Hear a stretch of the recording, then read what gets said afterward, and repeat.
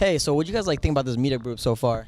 I think it's great. It's obviously an ambitious project, but it looks like we have a lot of smart people here, and yeah, a lot of hard work ahead of us. But No, absolutely. So what phase were you guys thinking of jumping in, like group-wise? Were you trying to do like marketing, obviously like probably more the development, building the platforms and stuff like that? I personally I feel like I'm more on the hardware side. I guess I'm not a very good programmer, so hardware, I guess. Awesome. Oh yeah. First of all, I think this is a great idea. I want to figure out where I can go sign up. It's definitely ambitious, but yeah, I'd like to contribute. I'm coming from the software side. I have some image processing background, so I really just want to know what I can do and how I can contribute. So. All right, thanks a lot. Okay, so hey, Mukesh, so after letting us utilize your space, and what do you think about the meetup and like with Endeavor and like what their like the timeline and everything about this was? I think it's fantastic. What Praful and Rishi, what you guys have done, and with Mark and everyone, phenomenal. The fact that you guys picked a idea or initiative that's challenging and big enough to have a huge impact in society and social entrepreneurship is fantastic. Yep. Absolutely. And so do you think like this what their open source project is with gathering all these people and building this community, is it do you think it's going to be feasible, or do you think there's going to be some problems that might occur that they're not thinking about right now? So as a serial entrepreneur, the one thing I say is if anytime anyone questions the concept of feasibility, there are people that always prove those that say it is not possible wrong all the time. And so I'm a big believer that if you guys have a vision, it is possible, it is feasible, and you just need to corral the community of the smartest talent that you can collaborate with. And it looks like you're on your way.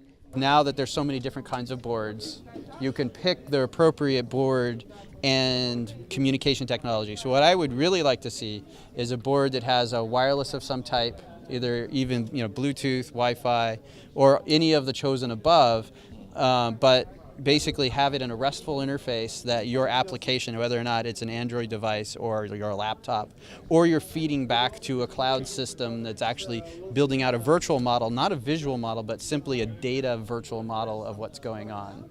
I'm Arduino ignorant, so what's my Arduino 101? What's the ramp up information that you could give us? Okay, so Arduino 101 is actually, that's one of the best things about Arduino is that essentially it's a small little board. So we have an example board over there, and then what you do is it has a serial connector, so we have a wire back to the laptop, and you actually program it. And the thing about the way you program it is it has an image, and that's the program. So once you load the image on, it becomes the device you told it to be.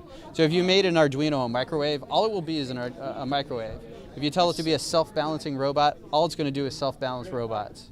It doesn't have an operating system as we understand them. So it becomes the device. So if we were wanting to, say, concentrate car data, we could hook up the CAN bus information into that and then have it concentrated by our electronic add-on board that then would feed the data in a RESTful capacity to other sensors or to other simulators. So the racetrack game that you have over there, I'm sorry. Go ahead.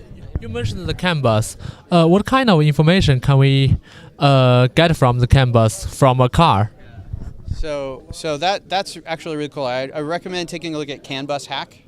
There's a website for it, but in terms of just the data that you can get information. First of all, you can get diagnostic information. Anything that the OBD2 connector can collect, you can have. But then there's more than one car area network, CAN bus, on a car, so you can get access to the door system, like automatic locks. You can actually get access to the timing information about internals to the engine. You can get temperatures on everything. You can get status. And sometimes you can inject information that then makes it change its behavior for you. Later this year, as we determine which cars are available for these kinds of systems, we're going to start to say, okay, this car works really well, these cars don't work well, don't waste your time here, spend your time here. And so the big thing is, how do we get to a point where we have the right software that's working, that's artificially intelligent, and then getting into the system of reading the real world data and then operating in a real car. Yes, so the control is the big deal, but the reading and the reading is the easy part. The writing is the difficult part. Yes. Yes. Very interesting project that it's open source. I have a background in autonomous robot navigation. I haven't done anything in that area in quite a while, and this looks like an opportunity to get involved in that area. So that's what got me excited about coming to this meetup. All right, thank you very much.